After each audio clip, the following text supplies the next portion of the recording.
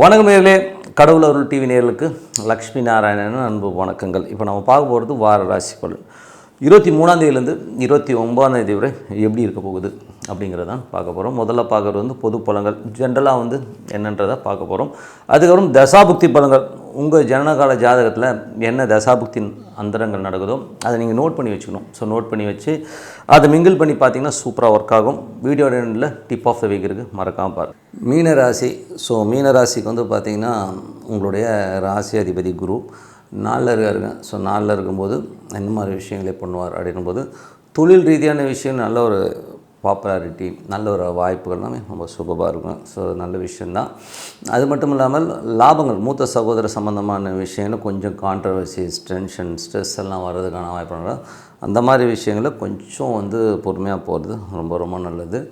அதுக்கப்புறம் பார்க்கும்போது உங்களுடைய 2 மற்றும் 9ஆம் அதிபதியான செவ்வாய் உங்களுக்கு 12ல் இருக்கும்போது கொஞ்சம் குடும்பத்துக்காக கொஞ்சம் செலவு பண்ணுறது, அப்பாக்காக செலவு பண்ணுற மாதிரி விஷயங்கள் இருக்கும். ஸோ கொஞ்சம் சின்ன சின்ன அலைச்சல்கள் குடும்பத்துக்காக இருக்கிறதுக்கான ஆய்வும் கண்டிப்பாக இருக்குங்க. அதுக்கப்புறம் வந்து 3 8ஆம் அதிபதியான சுக்கிரன் உங்களுக்கு ராசியிலே இருக்கும்போது டென்ஷன், ஸ்ட்ரெஸ்ஸு, டென்ஷன், தேவையில்லாத ஒரு சந்தேகத்தை மண்டையில் போட்டு வளர்த்திக்கிறது, இந்த மாதிரி விஷயங்களுமே இருக்கும். ஸோ அதனால் அதெல்லாம் கொஞ்சம் கவனமாக பார்த்துக்கணும். 4 மற்றும் 7ஆம் அதிபதியான புதன். ஸோ 4 மற்றும் 7ஆம் அதிபதி புதன் 12ல் இருக்கும்போது சுப செலவுகள், ஸோ வீட்டு பராமத்து செலவுகள், வண்டி பராமத்து செலவுகள், அதே மாதிரியே வந்து பார்த்திங்கன்னா ஒரு ஃபேமிலி சுப நிகழ்ச்சி சம்மந்தமான விஷயங்கள் கொஞ்சம் செலவு பண்ணுற மாதிரி விஷயங்களை கண்டிப்பாக கொடுக்கும். 5ஆம் அதிபதியான சந்திரன் சிறப்பான விஷயங்கள், குழந்தைகளால் நல்ல சந்தோஷம், குதூகலம்லாம் வர்றதுக்கான ரொம்ப நல்லா இருக்குது. அதுக்கப்புறம் ஒரு 6ஆம் அதிபதியான சூரியன். 6ஆம் அதிபதி சூரியன் வந்து ஒரு ராசியிலே இருக்கும்போது வேலை சம்மந்தமாக விஷயத்த கொஞ்சம் எமோஷன், ஸ்ட்ரெஸ்ஸு ஒரு 2-3 நாள் இருக்கும். ஸோ அதை மட்டும் கொஞ்சம் அவாய்ட் பண்ணிட்டீங்கன்னா எல்லாமே சிறப்பு தான். இப்போது மேனேஜ்மெண்ட்டில் வந்து உங்களை வந்து கொஞ்சம் நல்லா உன்னிப்பாக பார்ப்பாங்க. கொஞ்சம் மேனேஜ்மெண்ட்டில் வந்து ஒரு நல்ல ஒரு அங்கீகாரம் கிடைக்கிறதுக்கான வாய்ப்புலாமே ரொம்ப நல்லாயிருக்கு. அதுக்கப்புறம் பார்க்கும்போது உங்களுடைய 7ஆம் அதிபதியான புதன் உங்களுக்கு 12ல் இருக்கும். சுப நிகழ்ச்சிகள், மனைவிக்காகவும் கொஞ்சம் செலவு பண்ணுற மாதிரி விஷயங்கள் இருக்கும். 8ஆம் அதிபதியான சுக்கிரன் வந்து ராசியிலே இருக்கும்போது எமோஷன், நடக்காத ஒரு விஷயம் 3ங்கிறது வந்து இல்யூஷன்லேயே போகிறது.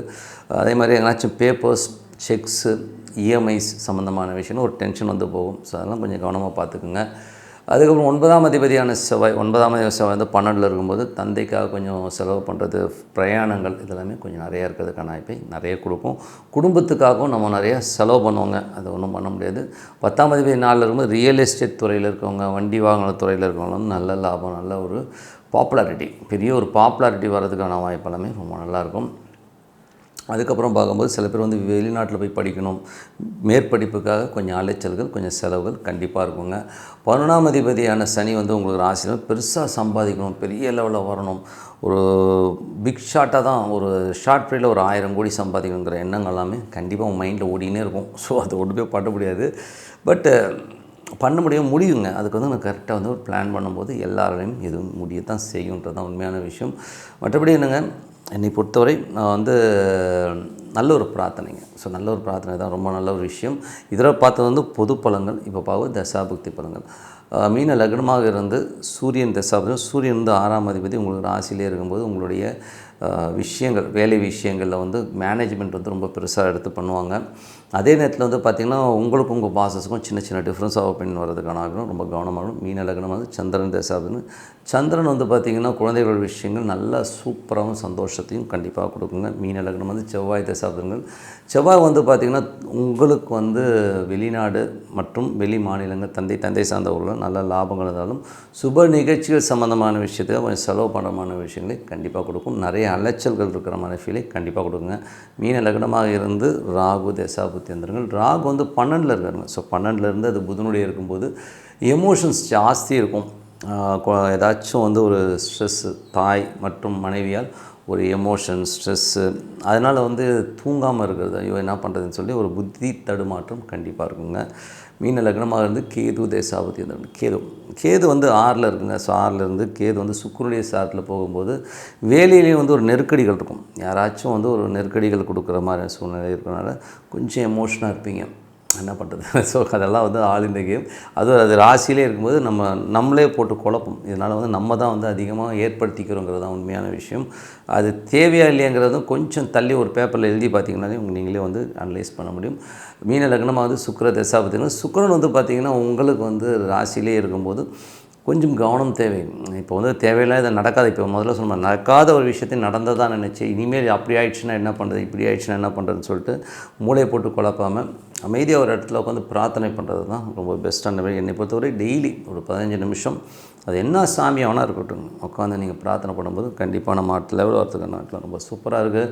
Tip of the week. So tip of the வீக்கில் வந்து திதிகள். ஸோ திதிகள் வந்து என்ன மாதிரி விஷயங்களை பண்ணணும், அதுவும் அஷ்டமி திதியை பார்த்து நிறைய பேர் வந்து பயந்து ஓடுறாங்க. என்னை பொறுத்தவரை ஒரு வாக்குவாதங்கள், தர்க்கங்கள், ஒரு அட்வொகேட் ஒரு கேஸ்க்கு ஃபைல் பண்ணுறது, ஒருத்தரை எதிர்த்து ஒரு விஷயத்தை பண்ணணுன்னா அஷ்டமி திதி மாதிரி ஒரு சூப்பரான திதி பார்க்கவே முடியாதுங்க. அவ்வளோ அற்புதமாக இருக்கும். அதே மாதிரி வந்து திதிகள் எப்படி வேலை செய்யுதுங்கிறத வந்து முதல்ல வந்து தெரிஞ்சுக்கணும். ஏன்னா வந்து எல்லோருமே வந்து திதியை வந்து பிளைண்டாக வந்து இந்த திதி வந்து வேலைக்கு ஆகாதுன்னு சொல்கிறது வந்து ரொம்ப தப்பான விஷயம். அதுக்காக ஒரு நல்ல ஆப்பர்ச்சுனிட்டி வருது, நல்ல விஷயங்கள், ஒரு வேலைக்கு செய்கிறது, ஒரு வெளிநாடு பயணம், இதெல்லாம் வந்து இந்த திதியில் போகக்கூடாது அப்படின்னு சொல்லி தள்ளி வைக்கிறதும் ரொம்ப தப்பான விஷயம். அதில் வந்து என்னென்னா ரொம்ப சிம்பிளான லாஜிக் தான். திதிங்கிறது வந்து நல்லா முதல்ல புரிஞ்சுக்கணும். திதிங்கிறது வந்து நம்ம முன்னோர்களுடைய கர்மாவை நம்ம தாங்கி வந்திருக்கோம். அப்போ வந்து அது வந்து ரிஃப்ளெக்ட் பண்ணுறது தான் திதியோடைய வேலையை. அப்படி பார்க்கும்போது எல்லோருக்குமே வந்து ஒரு திதியில் பிறந்திருப்போம். அந்த திதி வந்து ஒரு 2 ராசியை எஃபெக்ட் பண்ணும். அதை தான் திதி சூனியம் நம்ம சொல்லுவாங்க. ஸோ அந்த திதி சூனியம்ங்கிறது வந்து இன்பில்ட்டாக வரும். ஸோ வம்சாவழியில் வந்து இன்பில்ட்டாக வந்து ஒரு திதி சூனியம்ங்கிறது வந்து கண்டிப்பாக வரும். அதில் வந்து நமக்கு அந்த ஒரு மைனஸுங்கிறது வந்து ஒளிஞ்சிருக்கும். அது வந்து உங்களோட தாத்தா பாட்டி 2 வகை அப்பா அம்மா தாத்தா பாட்டிக்கு செஞ்சவருடைய கர்மாவுடைய ரிஃப்ளெக்ஷன், அந்த பாதிப்பு வந்து அந்த ஒரு திதி சூனியம்ங்கிறது வந்து கண்டிப்பாக காட்டும். அது எந்த மாதிரி விஷயத்தை பாதிக்கணும் போது ரொம்ப பெருசாலாம் பாதிக்காதுங்க.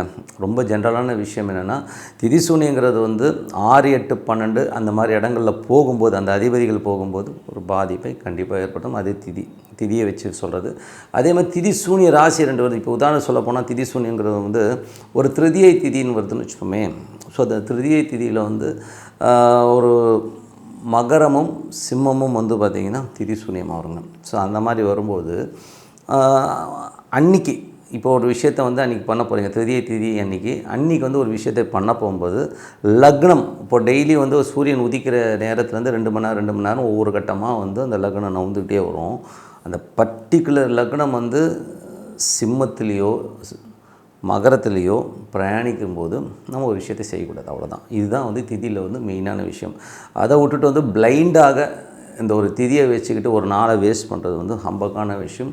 அதில் வந்து ஒரு சில திதிகள் வந்து சுப முகூர்த்தங்களை தவறுங்கன்னு சொல்கிறாங்க, இல்லைன்னு சொல்ல முடியாது. சப்போஸ் வந்து பார்த்திங்கன்னா சதுர்த்தசி திதி, அது வந்து எல்லாருமே வந்து கொஞ்சம் மெயினாக அந்த சதுர்த்தசி அப்படிங்கிறது வந்து ரொம்ப மெயினாக வந்து தவிர்க்கப்பட வேண்டிய ஒரு திதி. ஏன்னா அது 4 கட்டங்கள் வந்து திதி சூனியமாக மாறும். ஸோ அதனால் வந்து அது மேக்ஸிமம் அதை வந்து அவாய்ட் பண்ணிங்க. அதுதான் ரொம்ப மேஜராக அது எல்லாருமே சொல்கிறது.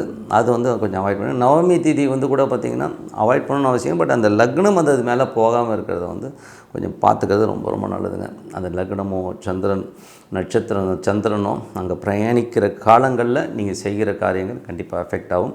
அதுவும் உங்கள் லக்னத்துக்கு 6, 8, 12 மாறும்போது கண்டிப்பாக அங்கே பிரயாணம் பண்ணும்போது கொஞ்சம் எஃபெக்டை பண்ணும்.